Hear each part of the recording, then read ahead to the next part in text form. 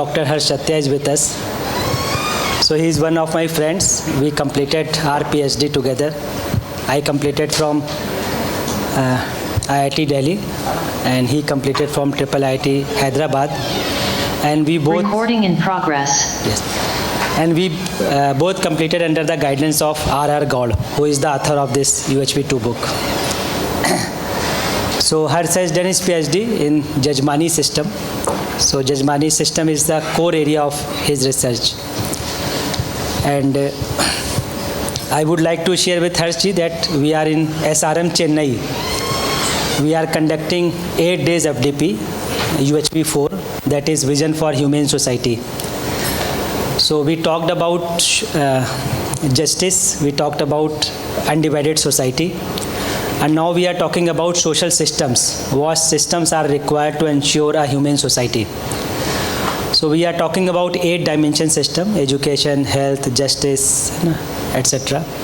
So these 8 dimensions we are talking in this course. Now we are moving towards case studies. What efforts had been made in the past to ensure a humane society? So we have taken Jajmani system as a case studies. So we thought that better we would invite you to talk over this because you have done a lot of work. And Harsh Satya ji is in Atlanta in US, and there is 12:10 at night, night. Yes. So he has come from our request to talk of you. So thank you, Harshji. Now over to you. You may give insights of Jajmani system. Thank you. Okay, thank you, Gopalji. Namaste to you. Thank you, Rajulji, for having me here. Namaste to you. I'm meeting you after many years. And namaste to everyone. If I'm audible, please, Gopalji, confirm if I'm audible properly. मेरी आवाज ठीक से आ रही है ना गोपाल जी? जी, you are audible very well audible. Okay, thank you. So thank you for your time. Thank you for your attention. Jajmani system, in a very simple term, is the system in which our villages in India were organized. The traditional villages, how people lived together, it is the system of that. That is called Jajmani system in a very simple language, just to introduce. But before I describe what Jajmani system is and how it worked, I wish to give a very brief background of the origin of this system. Or I would like to share with you the relationship between Samaj and a village, the relationship between a society and a village. In English, we use the word society, although it is this term is not a proper term. This word Samaj is a better term. But for now, I will use Samaj and society interchangeably. So when I'm talking about society, I'm actually talking about Samaj. And I wish to share with you the relationship between Samaj and a village. What is the theoretical relationship? So friends, one very important question in front of me was,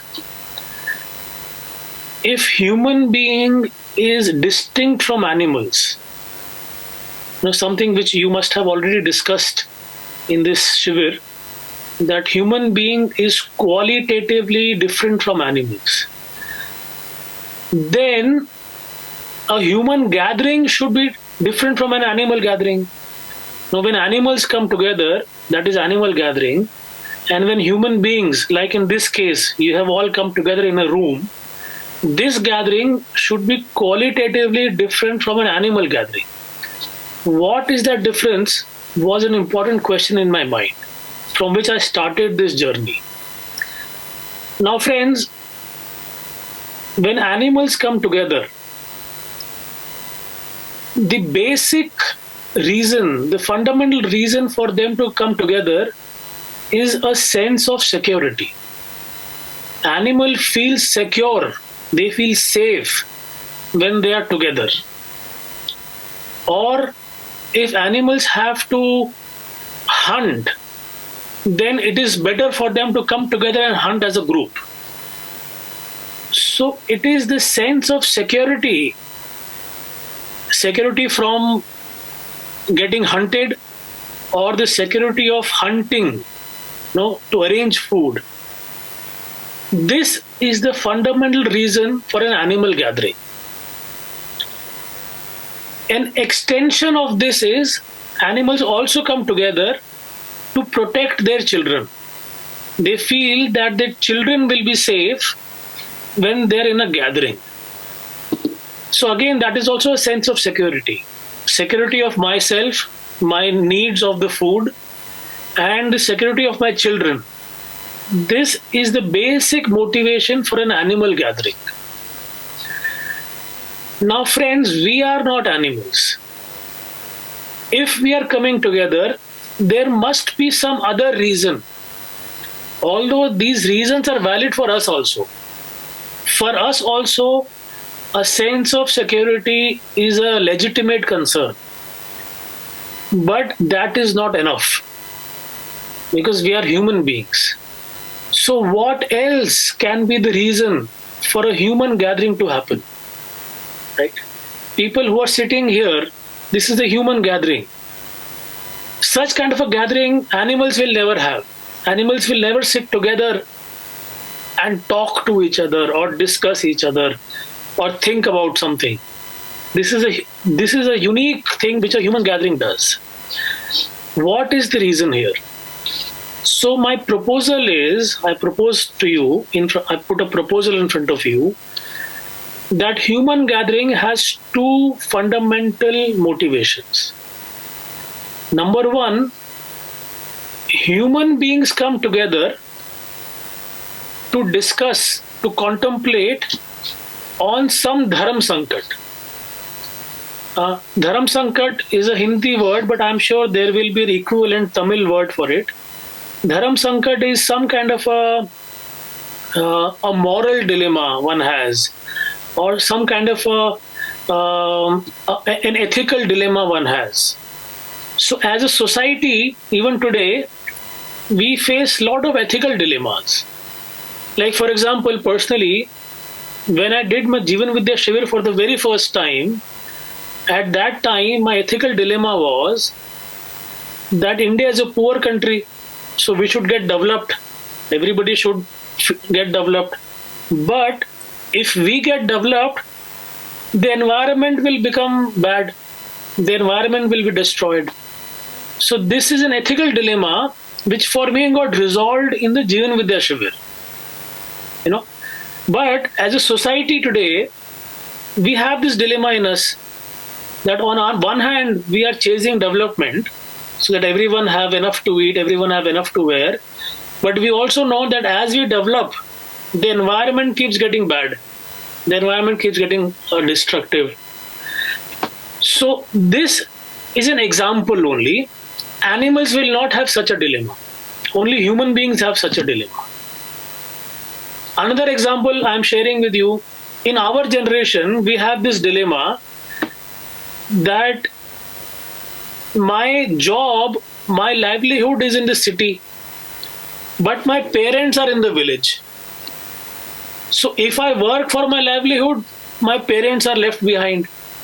If I go back to the village and try to serve my parents in their old age, then I can't earn anything.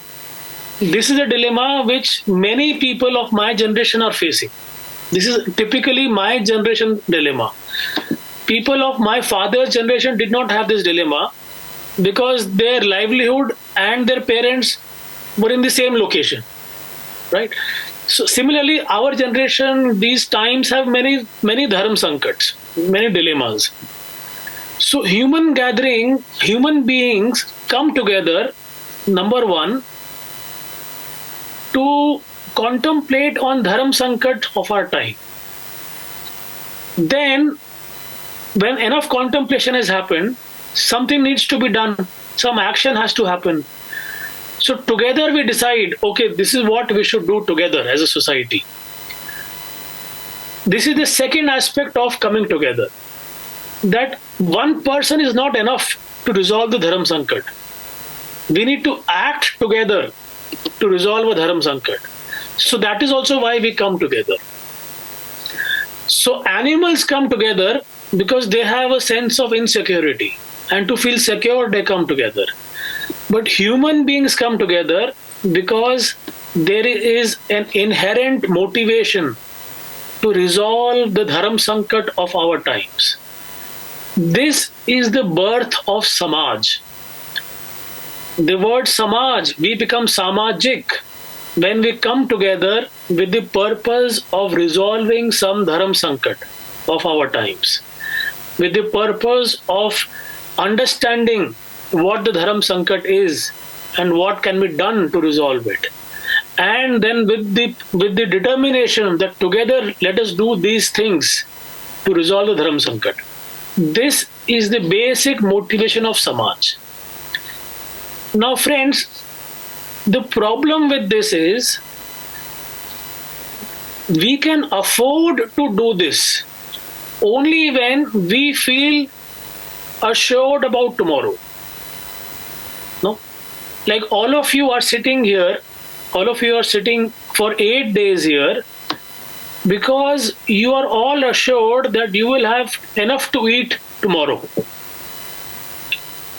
We are all assured about tomorrow. We will have enough to wear, we will have enough to eat, we have enough for our family. This assurance, because we have, that is why we can come and sit together and discuss the problems of society, the problems of our time. Suppose we did not have that assurance. Suppose I am worried about tomorrow, then I will not sit here. Or even if I sit here, I will not be immersed. I will be thinking about my livelihood. So, for me, the condition for me to be Samajik is when I feel assured about tomorrow. That tomorrow everything is fine. I am fine. My family is fine. We will have enough to eat. We will have enough to wear. We will have enough roof on our heads. Our health will be okay. All our physical needs are assured for tomorrow. When I am assured about tomorrow, then only I will be willing to become a member of Samaj. This assurance is given by the village. The purpose of a village is to assure all families about tomorrow. Why? Because only when we are assured about tomorrow, we can participate in discussion, in contemplation on dharma, on adharma, on the right and the wrongs. So, Jajmani system or the system of the village, what is the purpose? Its purpose is that all the families which live in the village should feel assured about their well-being. Why? Because then they can think about other important issues. No? The rights, the wrong, the dharma, the adharma, the right behavior, knowledge, such things. So this is the background of Jajmani system. Now how does it assure each family? This is what now I will describe to you briefly. So in a Jajmani system,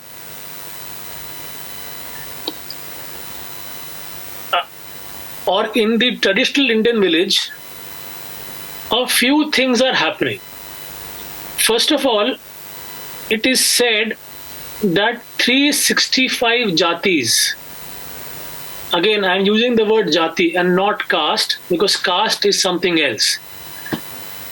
But for you, just for the sake of communication, you can assume them to be same.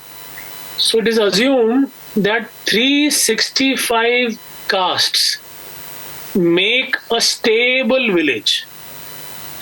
In other words, 365 different kinds of occupations make a stable village. For example, there should be a potter, there should be a weaver, there should be a blacksmith, there should be a leather worker. So there are many different occupations. 365 is a stable number. Now this may happen in a village, or it may happen in a group of villages in a small area. That is this stabilizing factor. This has experienced through ages. Now what is happening in this system? The rule is that whatever I'm doing, I'm not doing for my consumption. I am doing it for the others in my village. So suppose I'm a potter and I make pots. Why pots? Because pots store water. If there are no pots, then we don't know how to store water. So I'm a potter who makes pots. But I am not making pots for my consumption. I am making pots for others in the village. And let's suppose Gopalji is a weaver. He is weaving cloth. Now he is not weaving cloth for his consumption. He is weaving cloth for everybody else in the village. Similarly, let's say Rajulji is a farmer who's growing crops, growing food. He is not growing food for his consumption. He is growing food for everybody else in the village. So the rule is that the best of my effort is for the other person, and the remainder is what I take with me. So if I'm a potter making pots, I first make pots for all of you. Once your needs are fulfilled, the remaining time I make pots for myself. If Rajulji is a farmer growing crops, at the harvest, once the crop is ready, each one of you will come and take your share. The remaining portion is what Rajulji will take his home. So all the effort, the best of the effort is for my judgman. You are my judgman, on whose behalf I am making pots. Okay? This needs to be understood. What has happened in modern times is the opposite. In modern times, we believe that we are doing work for our fulfillment. It is totally opposite. In the Jajmani village, we are doing work for the fulfillment of the other person. Now, how is this practically ensured? So suppose we are a village. Suppose this room is a village. And in this village, suppose there are 4 potters. There are 4 families who make pots. So amongst the 4 of us, we will divide the village into 4 parts. That I will make pots for the eastern part of village. He will make pots for the western part of the village. The 3rd family will make pots for the northern part, and the 4th family will make pots for the southern part. So we have divided the village into 4 clienteles, or 4 set of clients. Client is not a good word. We have divided the village into 4 jajmanis. This is my jajmani for whom I will make pots. That is your jajmani for whom you will make pots. Which means that I will not give pots to that part of the village, because that is his responsibility. He will not give pots to my part of the village, because that is my responsibility. What does this ensure? This ensures that all the 4 families have a fixed clientele. In return of this, I get served by the weaver, I get served by the farmer, I get served by the leather worker. Why? Because I am serving my dedicated clientele. This ensures a security of livelihood because I have a fixed clientele. Therefore, my livelihood is ensured through that. You see, friends, what has happened in modern times, this problem of unemployment. India is grappling with the problem of unemployment. Why has this happened? Because people have started encroaching on each other's clientele. So, for example, there can be a big factory making pots who has encroached over lakhs of potters' clientele. So, all the potters are now certainly jobless because somebody is making pots in thousands and lakhs. Or there can be a cloth mill which is making cloth for thousands and lakhs of people. So, suddenly all the weavers have become unemployed. This is exactly what happened under the British time. When the British came, they said this fixed clientele is not a good idea. It should be a free market. Free market means anybody should be allowed to sell to anybody, and anybody should be allowed to buy from anybody. So as a result, the power looms, the British power looms, slowly encroached upon all the market of all the weavers, and the weavers in India became unemployed, jobless, and went into extreme poverty. So, this problem of unemployment is a very recent problem in India, last 150 years. For thousands of years, India never had a problem of unemployment. Why? Because every family had a fixed clientele. So, we are 4 potters in the family, in the village. The 4 potters have divided the village into 4 equal parts. Similarly, let's say Gopal Babu is a weaver and there are 2 weavers in the village. So the 2 weavers divide the village into 2 parts, no, as their own clientele. Let's say there are 10 farmers in the village. The 10 farmers will divide the village into 10 equal parts. So each jati, each caste has a fixed clientele divided amongst themselves. This ensures their livelihood. Now imagine what will happen when my son grows up. So I'm a potter and I have a son. As he's growing up, he's learning the skill of pottery in the family itself. He does not have to go out anywhere in school or college to learn pottery. He's learning pottery while he grows up in the family. And he inherits the clientele which I have.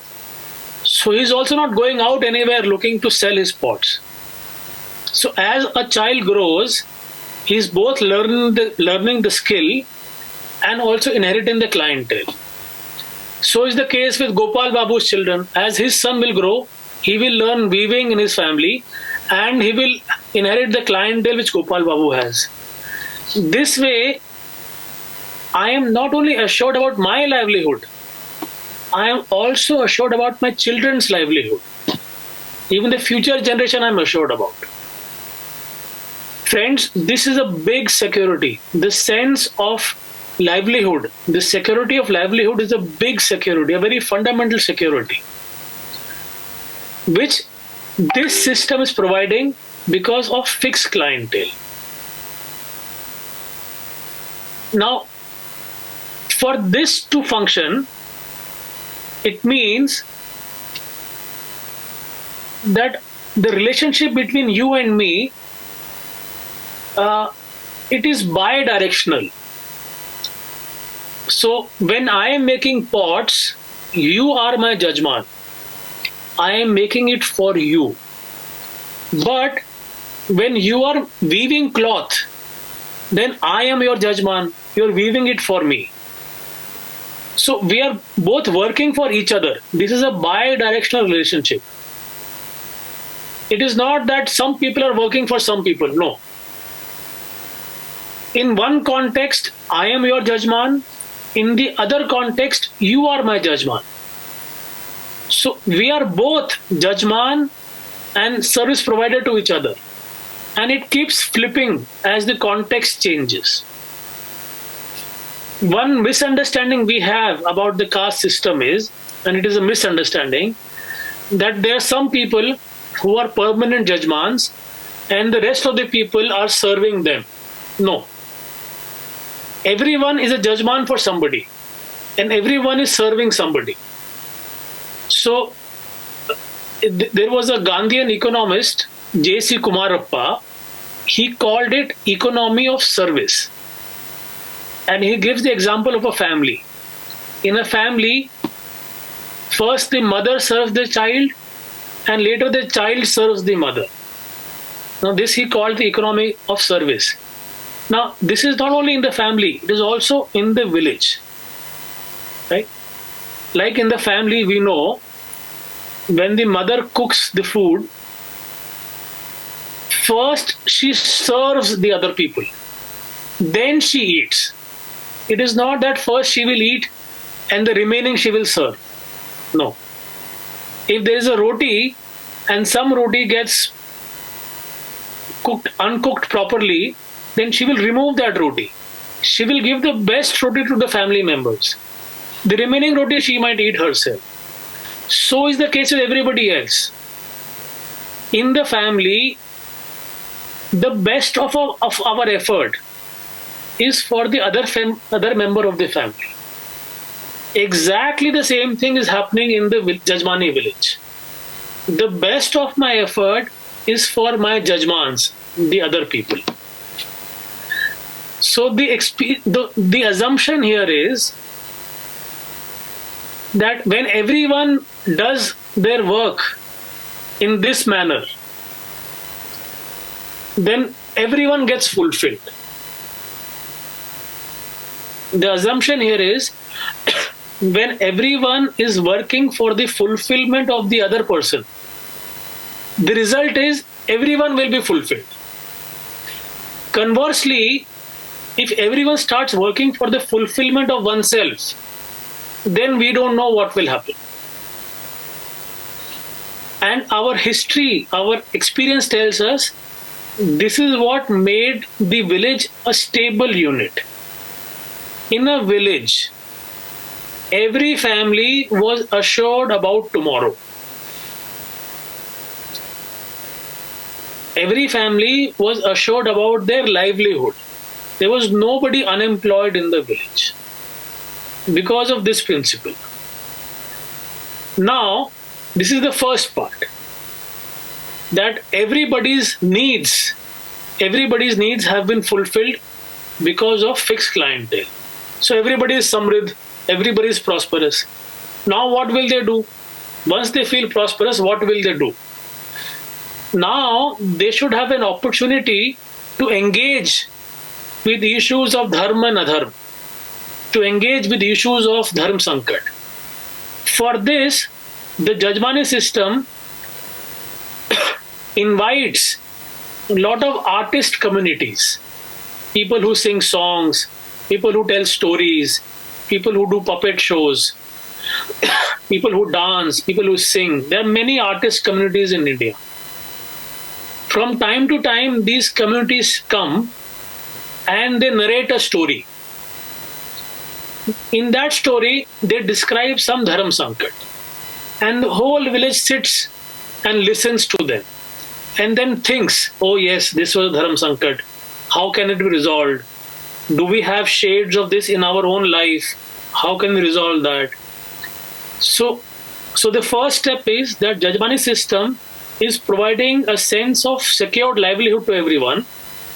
The second step is Jajmani system is providing an opportunity to everyone to come together and contemplate on issues of dharma and adharma by engaging with different art forms, stories, songs, paintings, and all that. Both these things go together. These artist communities which I'm talking about, they are usually mobile communities. They move from one village to the other village performing their art forms. So there can be a family of artists who are storytellers. Their Jajmani will be across, let's say, 50 villages.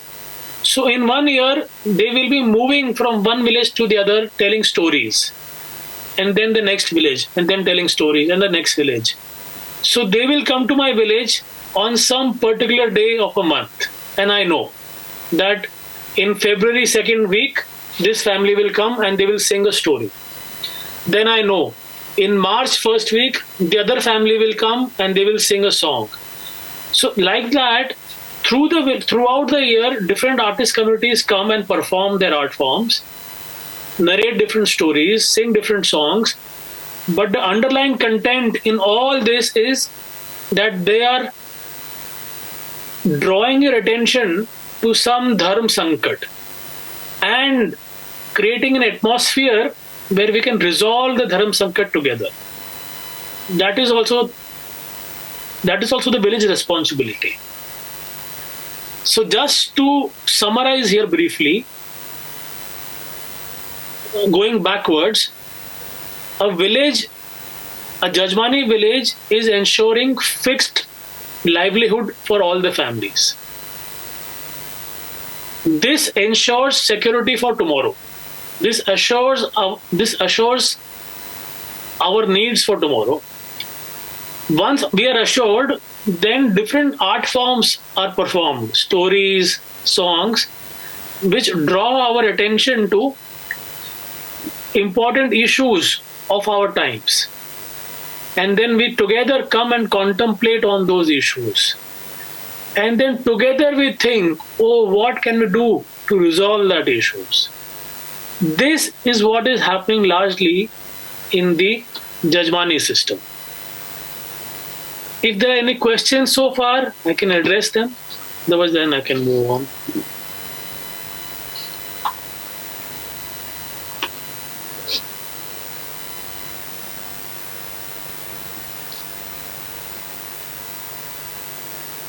No?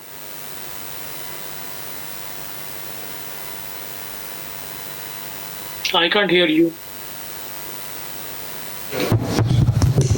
Hello, good morning. I am Annapurni. Yes, madam. I have one question over here. Yes, madam. The thing is, during the earlier stages, whatever you said, it is fine. But the thing is, those who come, dance, and then go, they were called different name. And the way they were treated was not right. So because of that, okay. So that created some discrimination. So only we struggled to eliminate all those things, right? So in this case, and another thing is doing the family business. Again, there was a discrimination. So only they thought that whoever taught, they were in the higher position. Whoever were doing the other things were in the lower position. This discrimination also was there.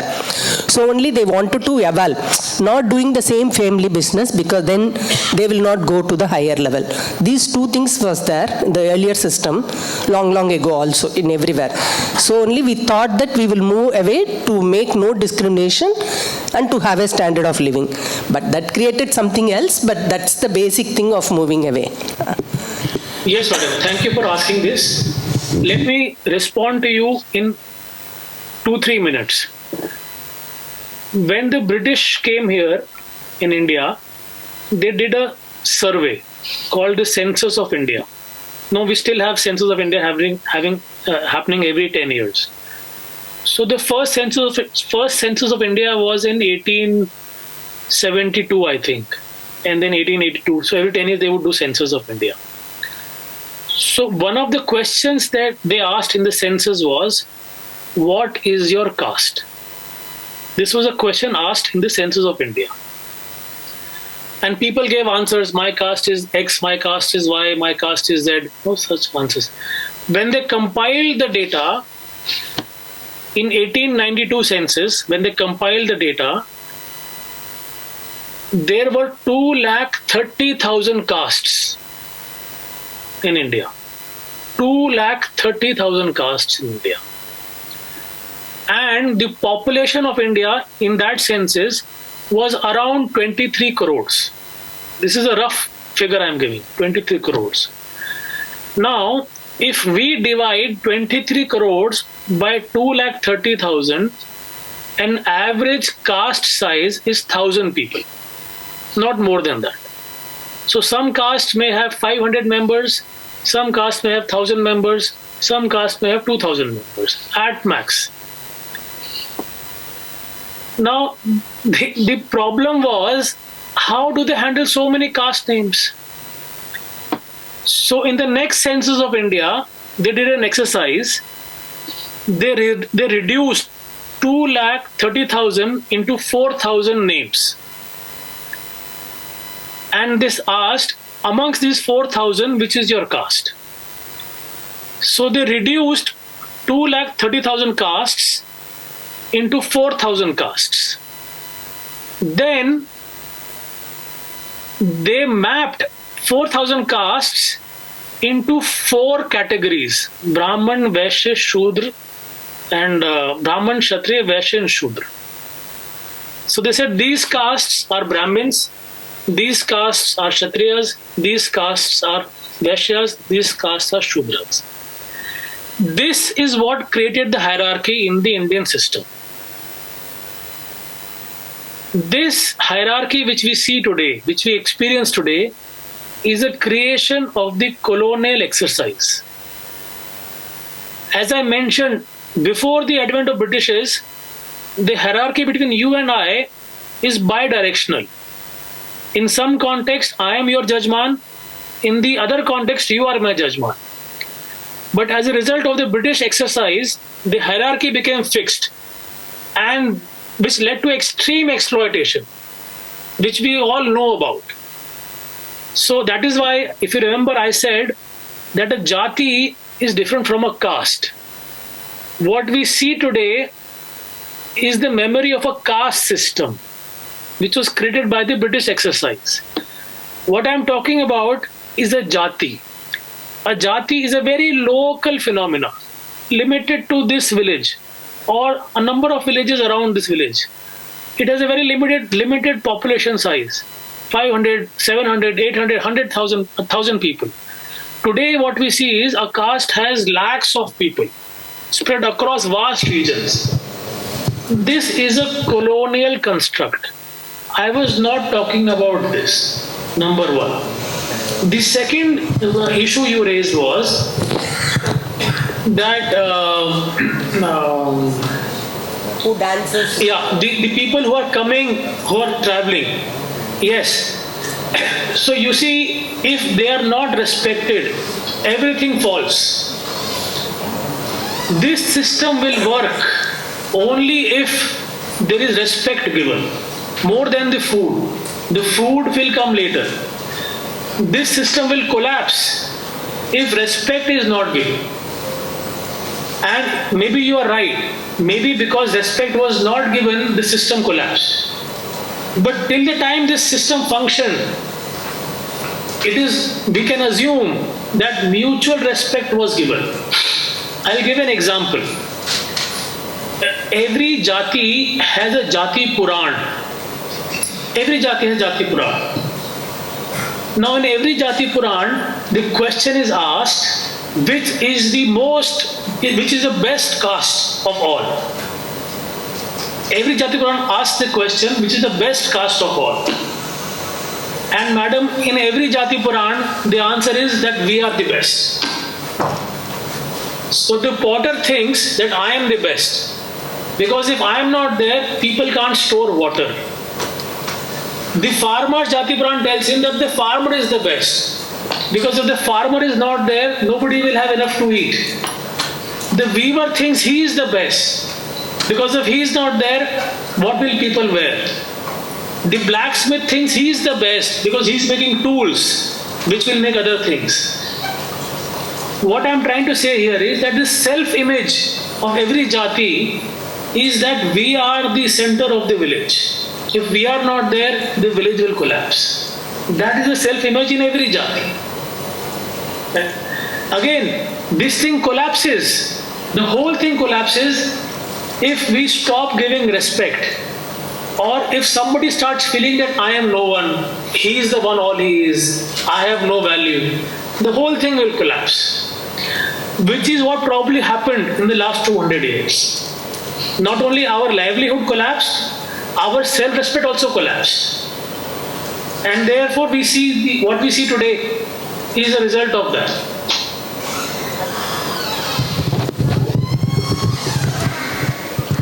Sir, this is Venmani. I have two questions. The first one is, which is coming out of that, what do you explain about the Jajmani system? Other one is from your reply of this Annapani ma'am's question.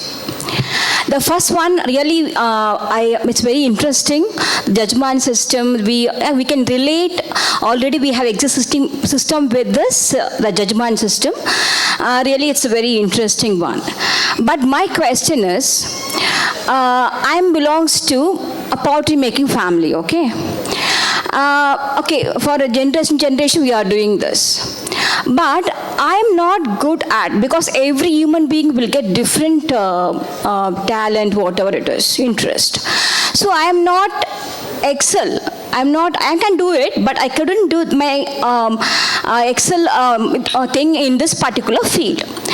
Now, I used to see that dance, art form for every occasion. I'm interested that I want to learn the such thing. Okay, if I am allowed to learn the such thing, no, I want to become a dancer, art, something, whatever it is. Okay, now I practiced it, I want to perform it. Right? Is there any chance to do such thing? That is, if possible, I'm going to join with that team. I can perform. Okay? Even I'm doing my pottery work, remaining time I'm going to join. I want to excel my talent, and I learn those things. Am I allowed to perform this thing? One question. Yes. Once we have completed our work, whatever, when we sit together and we enjoy that entertainment, means if we all sit together as equally, right? Even the president or chief of this particular committee, we can sit in this particular different chair. After us, that chief and the next his son will sit in this particular chair. After that is, if what is the condition? What is the scenario for this kind of condition? So definitely we'll have some system to coordinate all those things. Thus, coordination belongs to particular family, or it's around, so it's a sharing basis, I don't know. Just let me know that particular thing. So this is my first question. So if I'm ready to work, but I'm not good at this particular work, so I want to learn something new, I want to perform it. Is it the place is allowed to do all those things? Second point, as you mentioned during this first census, we have different caste system, means everything. In Tamil Nadu we have one name, and in Bihar we have the same type of work, but they will give another name. This is the thing, but work that difference is making pottery. In Tamil Nadu we have one name, in Gujarat they will have some other name. Okay, so it will show different names, different castes like that. But you mentioned that this broad classification of 4, which is created by the colonial system, no, it's not like that. Already in our Vedas, in our system, we have that, even our Puranas, whatever, we have that words, and then the duty of this particular division already mentioned it. Based on that, people are practicing it. Okay, place to place, the name may vary. This first thing, after based on their occupation, they may create it, but after that, it's a practice. Wherever you get, you will get that difference. Yeah, you are doing this. This is the best work. Everything will happen. But if I'm not interested, if I'm allowed to do different activity, there will be no problem. But in that system, you have to do this work only because your family doing this, and this work is not equal to other. Once we get that discrimination, so definitely we'll get this problem. So just I want to know, is there any transformation, that the kind of thinking transformation is there in the Jajmani community? That's it. Yes, thank you, sir. Two very good questions, madam. Please allow me some time to address both of them one by one. The first question is, I'm a potter. My son is also a potter, but he doesn't want to do pottery. He wants to do something else. No? Can he switch? Right? That is the first question. Let me address that first. Related to this question, madam, is also the question that I'm a potter. Should I marry a potter girl only, or can I also marry a farmer girl? Can I also marry a weaver girl? Both of them are related questions. Let me address this part. So, madam, what is happening in Jajmani system, and what we today in the modern world say decentralized system. What is decentralized system? Decentralized system means that production is not happening in one centralized factory. Production is happening in decentralized spaces. Where is that space? That space is the family. So in Jajmani system, whatever is being produced, pots or cloth or whatever occupation is happening inside the family. Family is also the workspace. So our office and our family is the one space, right? That is why my child can learn pottery. No, because as he grows in the family, he will learn pottery. So this, we all know this. I am just reminding us that in the Jajmani system, the home is also a place for production, right? What does it mean? It means that all aspects of my life, my food, my timetable, when do I get up, when do I sleep, it's 1 hour. In my food, how much spice I eat, how much sugar I eat, my dhoti, how I tie my dhoti, my songs, my festivals, all my cultural aspects of family, everything is connected to pottery. Similarly, in Gopal Babu's house, who is a weaver, and he's doing weaving in his family, all aspects of his life are connected to weaving. Similarly, a farmer, all aspects of his life is connected to farming. That is why we are all living in the same village, but we have diverse lifestyles. Why do we have diverse lifestyles? Because our life has been connected to what we are doing, right? So this is all we know. I'm just reminding them. Now let me answer your question. So suppose we are 4 potter families and we have divided the village into 4 clienteles, fixed clienteles. Now my next generation does not want to do pottery. My next generation wants to do weaving. And there are 2 weaver families who have divided the village into 2 parts, right? Now for this switch to happen, for my son to switch from potter to a weaver, what protocol is needed so that the system does not become unstable? So madam, 2 things are required. Number 1, the weavers should be ready to now divide the village into 3 parts, because now a new person will join weaving. So there will be 3 weaver families. So the weavers should agree that yes, we have enough scope. Let us have one more person join us, and now we can divide the village into 3 parts. And the potters should be ready to redivide the village from 4 to 3 parts, because their workload will increase. Right now my workload is limited. If one family goes away, our workload will increase. So the first condition is that the potters should be willing to redistribute the market, and the weavers should be willing to redistribute the market. Then this person can switch from pottery to weaving. That's one condition. The second condition is that this person, my son, who has grown up in a potter's family, all his habits, his food habit, his sleeping habit, now everything is designed to be a potter, now should be willing to change all his habits to that of a weaver. No, his sleeping timing, his food habits, because only then he will be able to be a good weaver. There will be a big problem if he's doing weaving, but his eating habit is of a potter, or his sleeping habit is of a potter. Madam, if you see us today, we urban Indians, what is the reason for our ill health? It is our lifestyle. Our lifestyle has gone crazy. So I come from a farmer's family. My ancestors were farmers. They did a lot of hard work. So in our food, we ate a lot of ghee. No, ghee, butter. Now I don't do any farming. My job is desk job, computer, and then reading. But I'm also eating ghee because I haven't changed my food habit, because of which I have become very ill healthy. So if you see, the major reason for our ill health is our disturbed lifestyle, because our food habit is coming from somewhere else and we are doing something else.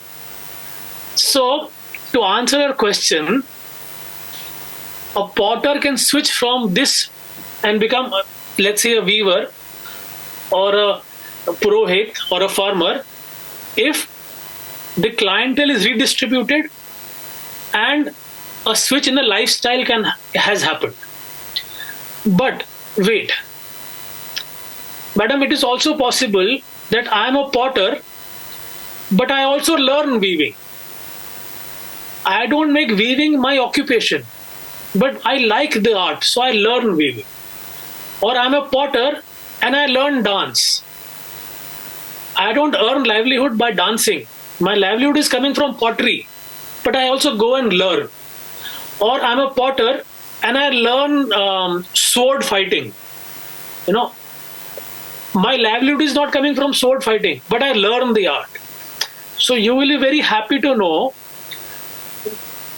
The British did a lot of surveys in India. One survey was on education. What is the state of education in India? So the British found that there is not a single village in India which does not have at least one school. Every village has at least one school. And they found who is studying in these schools. So they found that this is their words, not my words. This is their categories. That 30% students are upper castes and 70% students in schools are Dalits, lower caste. This is their term. I am not calling anyone lower caste, upper caste. They are calling that 30% students are upper caste, 70% are lower castes. And what are they studying in school? They are studying maths, they are studying astronomy, they are studying dance, they are studying this sword fighting. There are some 9 subjects: logic, Tark, Nyay, astronomy, Ayurveda, health, dance. These are subjects. Now, what I'm trying to bring your attention to is that my son is learning pottery at home. But for maths, for dance, for grammar, he's going to a school. That is where he's learning. So if you see, you can have a situation where a potter is there and he's also a scholar in grammar. Or a potter is there and he's also a brave soldier, brave fighter. So it is possible that I learn many skills, but my livelihood is coming from this. And if ever I want to switch, this protocol is necessary. Otherwise, the system will collapse. The livelihood will become dispersed. Your second question, madam, was what I was trying to indicate is that there are 2 distinct words, jati and varn. There are 4 varns. In fact, actually there are 6 varns, but we only know about 4 varns. And there are lakhs of jatis. What the British did was they put them together. They are separate things. A varn is a separate thing, a jati is a separate thing. So what I'm proposing in front of you is, in every jati there were 4 varns. So I'm a potter, I belong to pottery as a jati, but I'm also a Brahmin. I'm the Brahmin of potters. Or he's a potter, he belongs to pottery, but he's a Kshatriya. So every jati had 4 varns. I'll give an example. In the Indian Army, there is a Jat regiment. Now Jats are farmers in North India, but they are also Kshatriyas because they are traditional warriors. How is that possible? Or in Maharashtra, in Indian Army, there's a Mahar regiment. Mahars are leather workers, but they are brave warriors, traditional warriors. How is that possible? Right? This is possible because people from every jati did all kinds of activities. The jati is limited to the livelihood part. If I'm a potter, my livelihood is coming from making pots. But I can also learn dance, I can also learn grammar, I can also study these things. In fact, in my own village, in our my mother's village, not my father's village, there was a potter who had a Sanskrit library in his home. And it was a very famous library. People from nearby villages, students came to study Sanskrit grammar from him, but he was a potter. There are many such examples we will be able to find where the jati and the varn are not mapping the way we think they are mapping. So this mapping of jati and varn has caused a lot of confusion. And that's how we think things were from forever. That is not the case.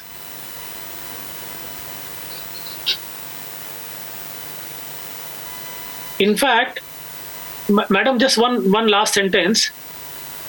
Suppose my varn is a Kshatriya. That is, I fight wars. If I make fighting war as my livelihood, then there is a very serious problem. The problem is, when there is peace in the world, nobody is fighting, what will I eat? If I have to eat, I must justify by fighting wars.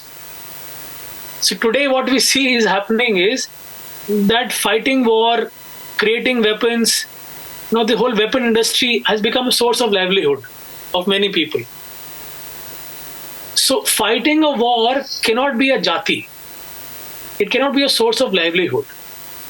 Similarly, knowledge cannot be a jati because I cannot buy or sell knowledge. I cannot say that I am selling knowledge to you because it is a source of my livelihood. Similarly, service cannot be something to buy and sell. So there are 4 varnas, but they are not source of occupation. The source of occupation are the jatis, the production which we are doing.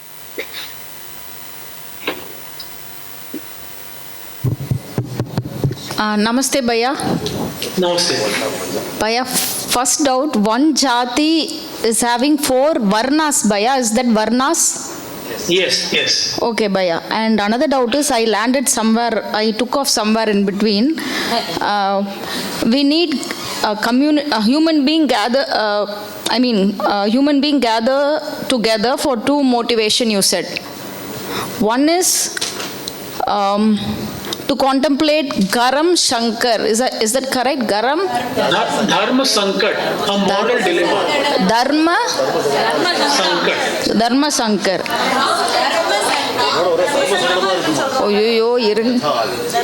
Okay, Bhaiya, fine. So that is one reason. The second reason, Bhaiya. Now that we know this is the Dharma Sankat, what should we do to resolve it? Okay, so what we must should... make some plan. Okay, so this is what we will do. Okay, so the second thing is planning. For example, in this meeting we decide that this Dharma Sankat will be resolved if we all speak the truth. So we take a vow. From now on, we will only speak the truth and will not speak the lie. Now this collective effort is to resolve some Dharma Sankat. So the second one is the collective effort. Yes. So Dharma Sankat needs a collective effort. Dharma Sankat cannot be resolved by a single effort. People need to come together to resolve the Dharma Sankat. And usually it takes generations to resolve it. It is not a matter of years. Dharma Sankats are resolved over generations. But the first thing was that every jati has 4 varna. Madam, let me explain this a bit. Forget jati. Let's say a family. I have a family and I have 4 children. Now it is not that all 4 children will be brave, or all 4 children will be intellectually sharp, or all 4 children will have painting talent. So if I have a son who is intellectually sharp, I will call him a Brahmin. If I have a son who is very courageous and brave, I will call him a Kshatriya. So I'm saying, even inside a family, you will find all the four Varnas. I'm saying, if Varna is about the inherent talent I have, then each of my child will have different talent. So I will find four Varnas even inside the family. Similarly, in a jati, if in a jati there are 100 people, some people will be good at fighting, courageous. Some people will be good in intellectually. So even in every jati we will have four Varnas. Let me explain this in a minute.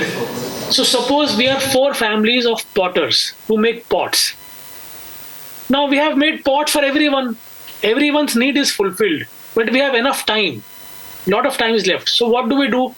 So we decide, let us make pots to send outside, export. So we will make pots to export. But one of us will go, take the pots, sell and bring the money. He becomes the Vaishya of our community. Right? Then there is somebody in the potter only who arranges marriages. So he becomes our Brahmin, who will marry young people in our community. So within the potters, we will have these people. Right? I don't know if I... Ji Bhaiya, and why it is only one jati divided into four varnas? Is it fixed? So actually there are 6 varnas. We are wrongly told there are 4 varnas. Brahman, Vaishya, Shudra. Brahman, Kshatriya, Vaishya, Shudra. The 5th varna is called Pancham varna. And the 6th varna is called, the English word is transgender. People who are they are called the 6th varna.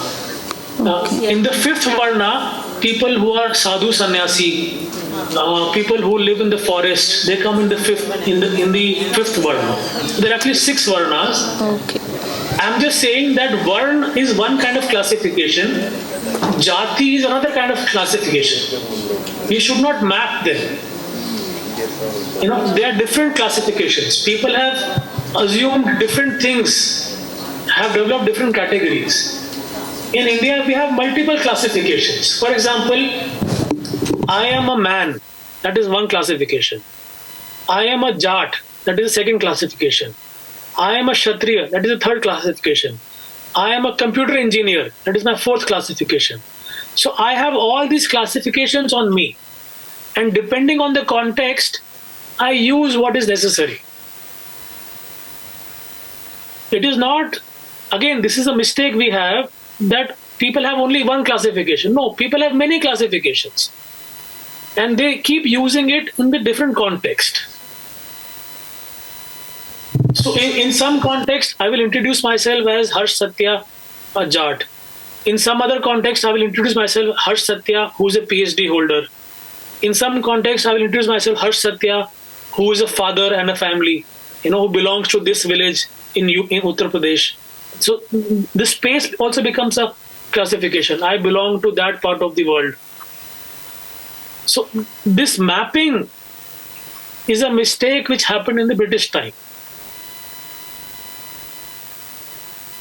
But before we go to the next question, I would recommend you to read the works of Dharampal on education.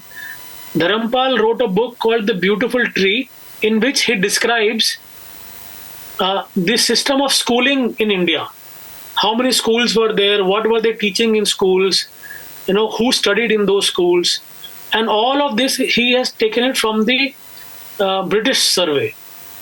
The second book I will recommend is a book called Castes of Mind by a man called Nicholas Dirks, in which he gives evidence of this, that we had so many lakhs of jatis, all of them were clubbed together into 4 varnas.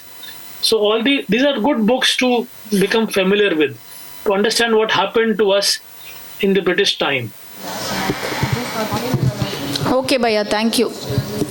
Yes, one more thing I want to share before I go to the next question. I want everybody's attention to this. This is very important. So in this Jajmani system, I am making pots, Gopal Babu is making cloth, Rajulji is growing food, somebody is making something else. And we are exchanging them directly. So I am giving you pots and you are giving me grain. I am giving Gopalavu pots, he is giving me cloth. I am giving somebody pots, he is giving me something else. Let's say he is giving me fruits. So there is a direct exchange of stuff. There is no money here right now, right? Now the interesting thing is, how do we equate them? How do we say how many pots is equal to how many grains? Or how many pots is equal to how much of cloth? We cannot do that. Because we can't do that, there is no economic disparity. Economic disparity comes when we have only one currency, only rupee. Then you will have 100 rupees, I will have 1000 rupees, so I am richer and you are poorer. But if there is no standard currency, then there is no way to have economic disparity shown. I make pots, I have pots, you make sari, you have sari, and we exchange. What is the basis of exchange? Our need. So in your family, you need, let's say, 10 pots in 1 year. I give you 10 pots.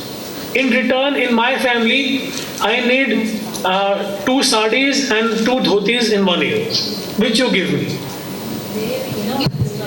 In his family, he needs 5 pots. I give him 5 pots in 1 year. In return, he gives me 1 quintal of grains. So the exchange is happening in multiple currencies according to the need of the family. But what happened in the British time, they said this is not good. First, everything should be converted into money. And then money should be used for exchanging. As a result, we have this economic disparity.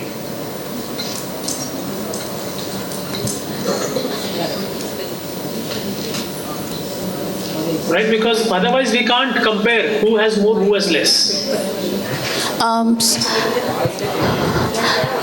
Hello, sir. Just Yes. a reflection I was thinking. So maybe, so the one part, like this is very nice to know the system, Jajmani system. We say it in a different meaning. We take it in our village with different meaning. But let's not go to there. What I was reflecting on it. So this currency system was earlier there before the Britishers came. So their disparity was there. We can't just blame it for one particular colonial system or something like that. But the major reflection I was thinking, see, you said the two purpose, like once the livelihood is ensured, then only you get into the contemplation of dharma sankat, whatever. But that's only I'm allowed if I have served the need of like being others.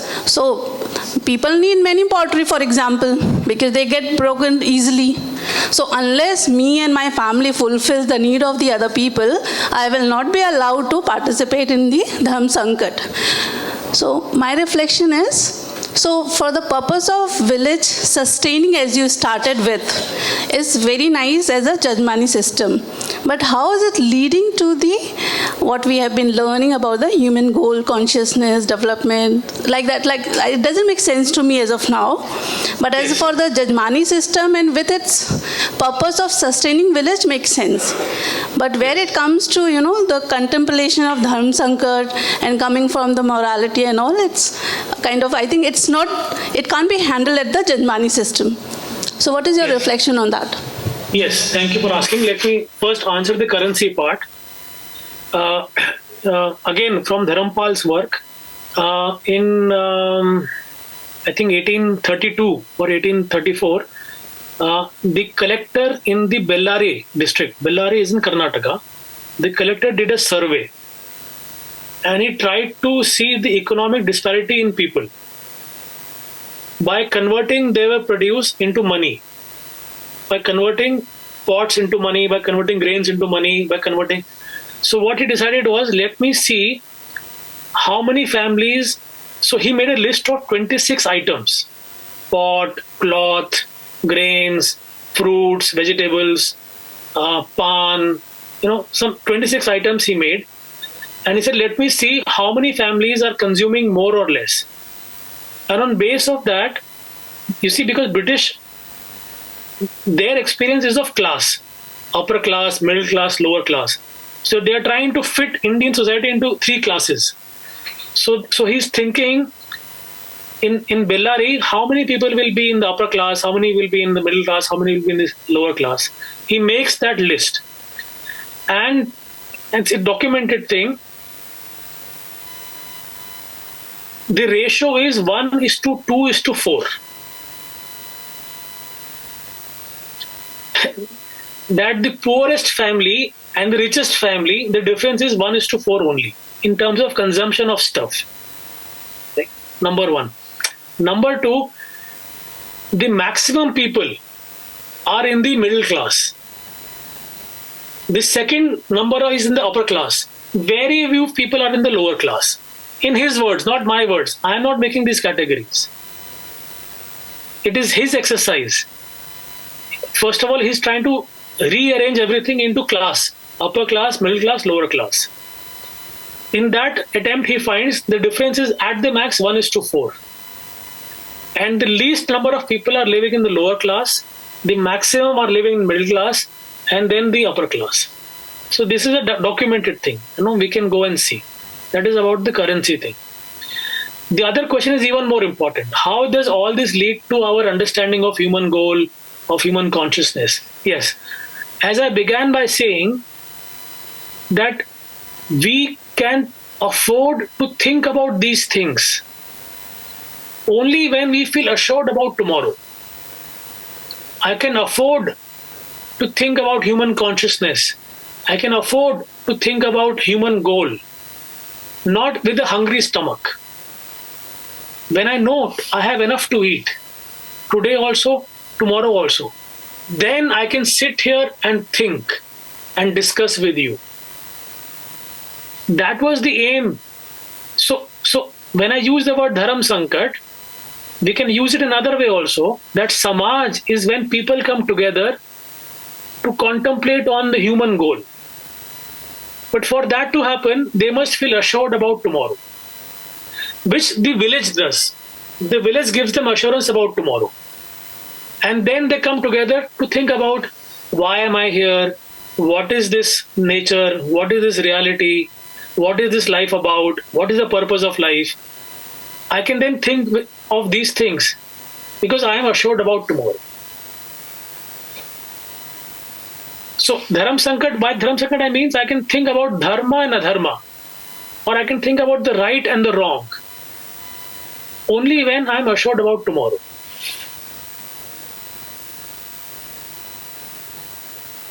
This is important, madam, if I am able to address this question.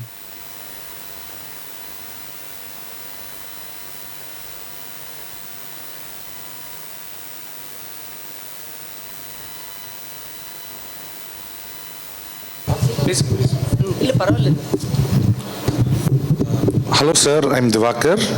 So my thesis was also on caste, but I don't know, we didn't even refer one book in common. I went through your thesis also, it was very interesting. Probably if I approached things with your view, I wouldn't have went into depression. When I was doing my thesis on caste, 6 months after reading everything, I couldn't even digest the things that had happened. And then to come across your thesis is highly, very different view of things. So I really liked it. I have only 2 questions. One, who were the landowners? Who did land belong to in the village? That is in Jajmani system. That is one question. And second question I have was, from what I had seen, what I had read in Nature journal as well, everything, it says intermarriage was not a thing, right? So that was not allowed. And one more thing was, you have to find a substitute for you if you are leaving the Jajmani system.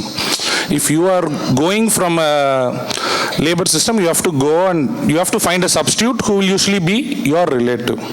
So these were my questions. My major question was, who was the land belong? Okay. Very good question, sir. Very good questions. Thank you, So sir. who does the land belong to? So in 1872, the British introduced a law. It is called Land Entitlement Act, 1872. The law said if there is a land which has no ownership, then that land belongs to the government. Which means that the land belonged to no one. It belonged to the village. It was a shared resource with different people having different rights over it. So some people will have right over this patch of land to graze animals. Some people will have right of this patch of land to grow crops. Some people will have this right to that part of the land to get clay for the crops. The land was a shared resource. It did not belong to anyone. Till this law came in 1872 called Land Entitlement Act, that any land which does not belong to anyone is a government property. That's the answer to your first question. The second question is also the intermarriage thing. I thought I should have addressed this in earlier. So let me repeat by saying that in a village, in a jati, the production is happening inside the family. As a result of which all aspects of my life, my lifestyle is connected to my occupation. It also means another thing. It means that all family members are participating in the production. The man and the woman are both participating in the production. So I am a potter. I am also making pots. My wife is also making pots. We have different roles in pot making. He is a blacksmith. He is also making tools. His wife is also participating. When the production is inside the family, both man and woman participate in production process. Now what has happened in the factory model? The factory is outside the family. What it means that we have to leave our house in the morning 9 o'clock, go to the factory, do production, come back at 5 in the evening. Our home and our workspace is different. Now the question comes, who will go and who will stay back? So the man starts going out to earn, the woman stays back. This is a modern problem. The woman stays back because she also has to take care of the little children. But imagine if the production was happening inside the family, this problem would not have happened. So I am a farmer. I come from farming background. In our village, the man's job was to plow the field before the rains. Once the field was ready, the woman's job was to come and sow the seeds. The seed was always in the custody of the woman. And then the man will take care of the crop. And then at the time of harvest, both man and woman will come to harvest the crop. Similarly, if you see these blacksmiths who make tools, they have a range of hammers. Some are small hammers, some are big hammers. These hammers are also divided. The woman will operate these hammers, the man will operate these hammers. Every profession, the man and the woman is participating. It's a definite participation. Now, if I am a potter, I would want to marry a girl who is also a potter, because she has to learn, she has to know the skills of pottery. Suppose if I'm a potter and I marry a farmer girl, then we can't work together. No pot production will happen. So it is a natural choice for me to look for a partner who is also an expert in the same occupation. Sir, this is not different from today. Even today, when we think who I will marry, what is the choice? I know that I am a software engineer. So I will also look for a girl who will complement in jobs. Even if not software engineer, she should be also a working girl. I know that I am a educated man. So I also look for an educated girl. Even today, we make the choice of a partner based on the same thing only. It is not that I will fall in love with a shepherd girl. No. I will fall in love with an educated girl only. Even today. I can't marry a shepherd girl. The shepherd girl walks 50 kilometers every day. I can't walk 50 kilometers with her every day. I have no strength. Right? Now the substitute part. Yes. So if we are 4 families and I don't want to do these things, I want to take sannyas and leave everything. It is my responsibility to find a substitute. Otherwise the village system will collapse. Who will make pots? Maybe So nobody either the needs potters redivide the clientele, or I find a substitute for myself.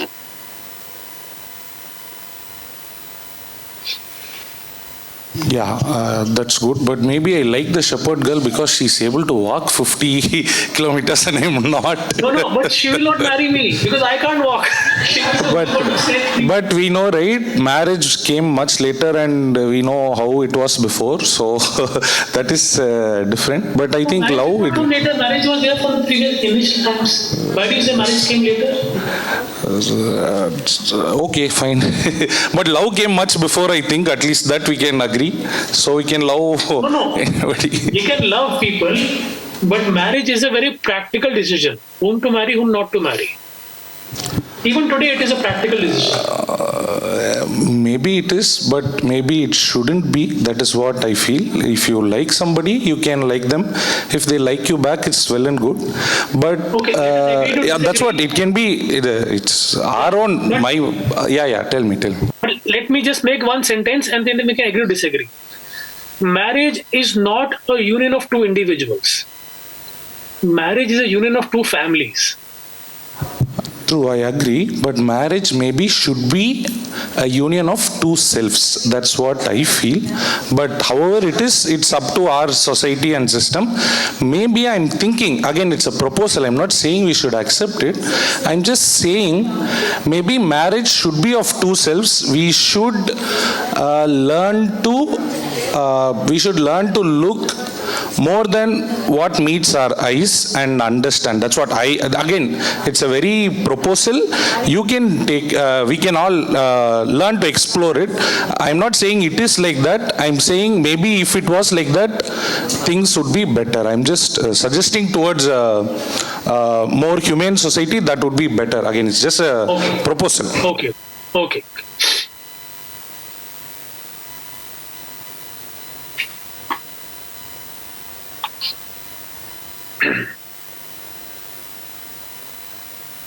Any other question or comment?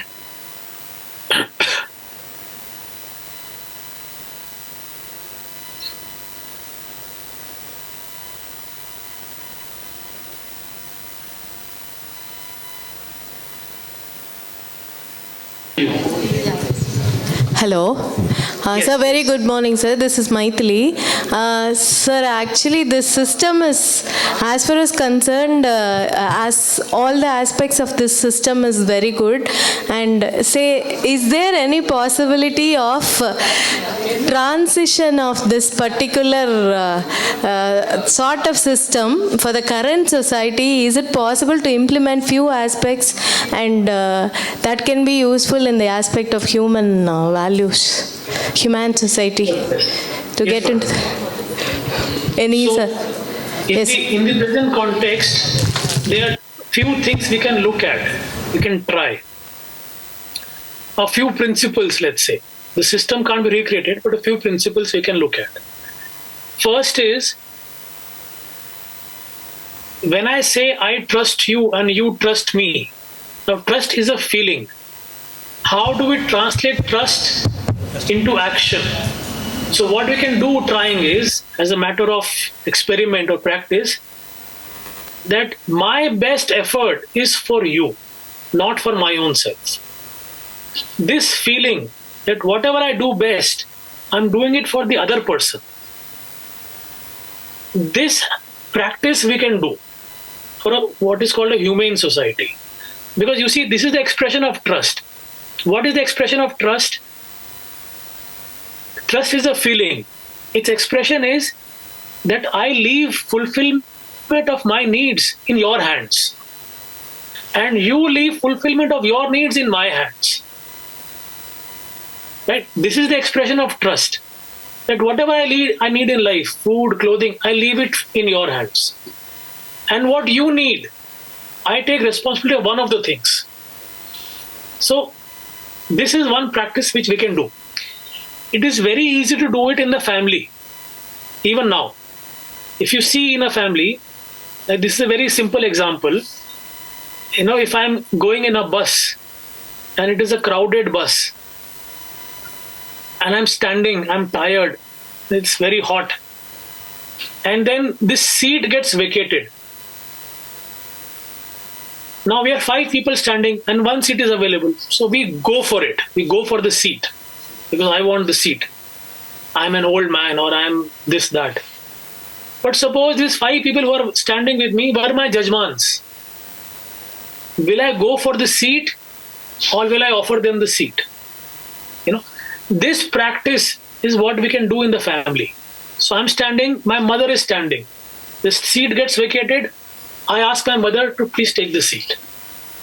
So what we're already doing in the family, we can try doing it even outside the family. That is one thing we can do. The other thing we can do is, we can try exchanging stuff directly without bringing money in between. Now, whatever little we can do. Again, we do this in the family. In marriage, we exchange a lot of stuff directly. Or when I go to my aunt's place, every time I go to my aunt's place, she will give me some gift. Whenever somebody is coming to my place, I will give them some gift. We are already exchanging stuff directly inside the family, even today. On festivals, on marriages. Can we try and do this outside the family? Exchange things directly. This need not be a one-to-one exchange. It can be a circle of exchange. So I can give something to you. You can give something to somebody else. He can give something to somebody else. And like that, something can come to me. So it becomes a circle of exchange, not a direct exchange. Direct exchange is a very limited thing. Can we try and do a circle of exchange? Again, it is easy to do it in family, in cousins, in aunts and uncles. It's very easy to do it. So I think these 2 things we can try. I'm sure there are other things also we can try. I can't think of anything right now. But these 2 things we can try. Thank you, sir.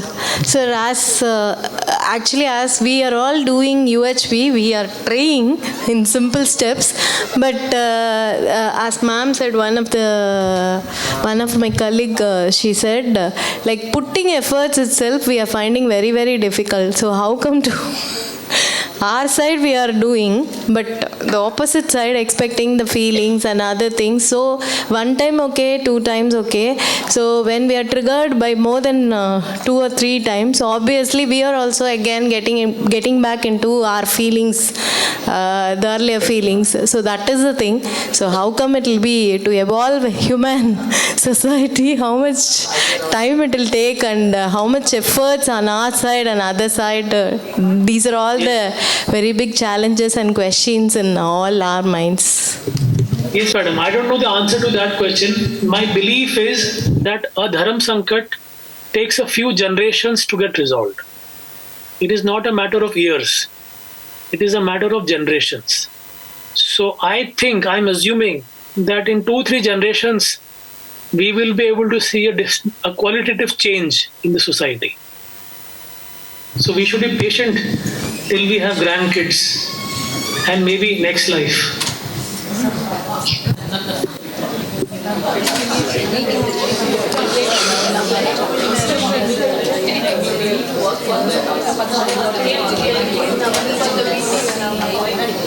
Okay, thank you, sir. Thank you for your nice sharing. Okay, so just consider I'm a blacksmith and you are a potter. Okay, if I buy the blacksmith producing hammer, if you buy a hammer one time, that is enough for your lifetime. But I need a part every month, every year. How this exchange possible? Yes, sir. So that is why it is an unequal. Very good question, sir. Very good. Thank you for asking. In Jajmani, every exchange is unequal exchange. No equal exchange. So I take one hammer from you, and this hammer lasts many years. But every year I give you 10 pots. So it is an unequal exchange. Why? Because I have taken responsibility of your pot needs. And you have taken responsibility of my tool needs. So whenever I need a tool, I will send a message to you that I need a tool. Please prepare me a tool. And whenever you need a pot, you send a message to me. This is, again I'm saying, this is an unequal exchange. There is no way to say how many pots equals to how many hammers. And we go with it. The assumption being that in the long run, over generations, it will become equal.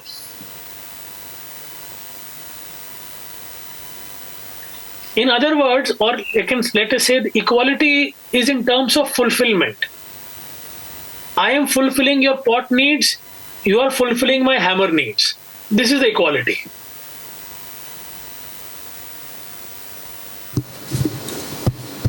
So one hammer can be equal to 100 pots. But the needs are getting fulfilled. Only then I am assured and you are also assured.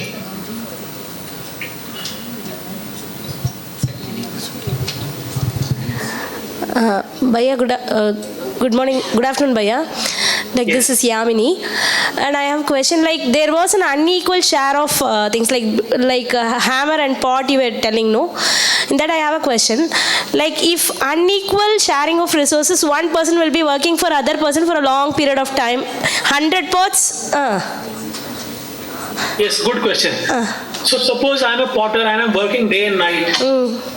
And he's free. Half a day he works, and then rest of the day is free. Now it is the responsibility of the village panchayat to spare me. So the village panchayat must arrange for potters from different villages to come and settle here.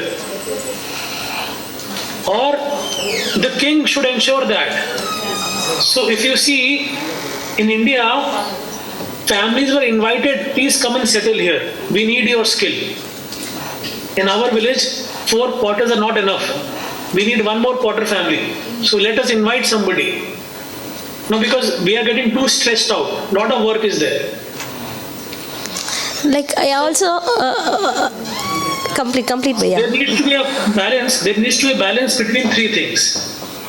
Between my economic needs, then I should have time for my socialization, enough time to meet people, to celebrate festivals, and then enough time for my spiritual pursuit. So economic, social, and spiritual have to have balance in the life. So if it gets balanced, then there exists a mutual respect between all the people who lives there. Then it will be stable, otherwise it will not be stable. And I have a question, like based on the availability of the resources, the worthiness of the product that they exchange differs. Like gold is not if the sharing is happening between a potter and a goldsmith, by natural gold will not be available that much as like of that is sand or clay. So now there comes a discrimination, like I am doing the job which is of worthy, and you are doing a job which is the resources that are easily available, and you are doing the job of very easy thing. There comes a discrimination, no, Bhaiya, that's. So madam, what you are asking is in a system where demand and supply is working. In this system, the relationship between you and me is not of demand and supply.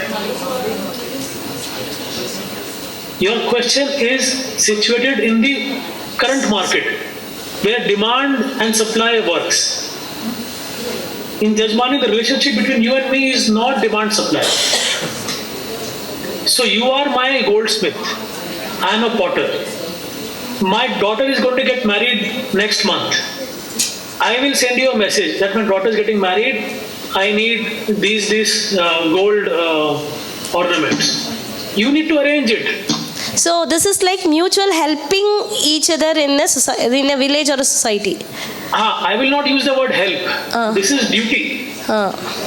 So for example, I'll give you a real example.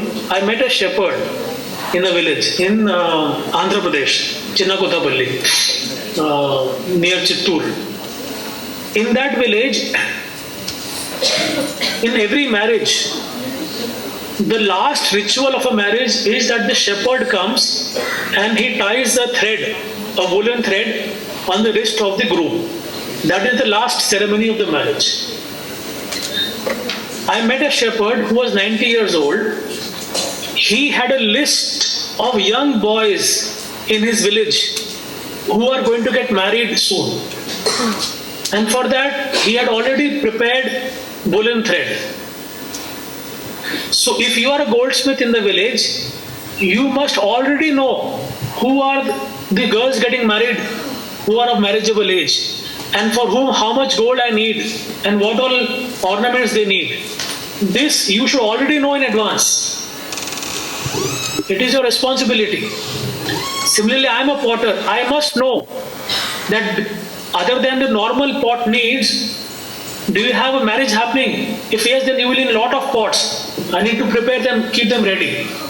Then why this system got collapsed, Bhaiya? See, there are many reasons for that. There are many reasons for that. The colonial intervention. See, wherever colonial intervention happened, in India, Africa, wherever, the traditional systems collapsed. So we can have a separate discussion why it collapsed. One big reason is the system of taxation which the British introduced. Other big reason is this Land Entitlement Act. That land became a private property. Many things happened as part of the British rule which led to the collapse of this system. Thank you, Bhaiya. Thank you. Thank you. Stop பண்ணிடுங்கன்னு சொல்லு.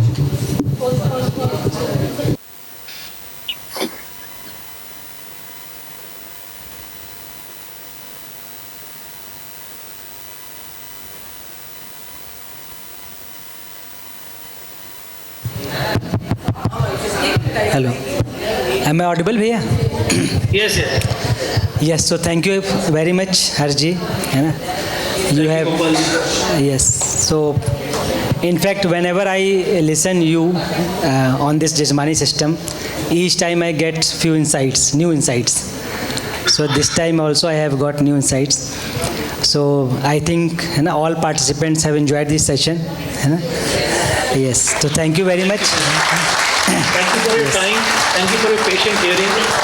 If there are any questions, more doubts, you can please send it to me over email. I will be very happy to answer them. But I am very thankful to Gopal and Rajul ji for giving me this opportunity. And I hope I am able to contribute positively in this Samaj you are building. Thank you. Thank you very much, Bhaiya.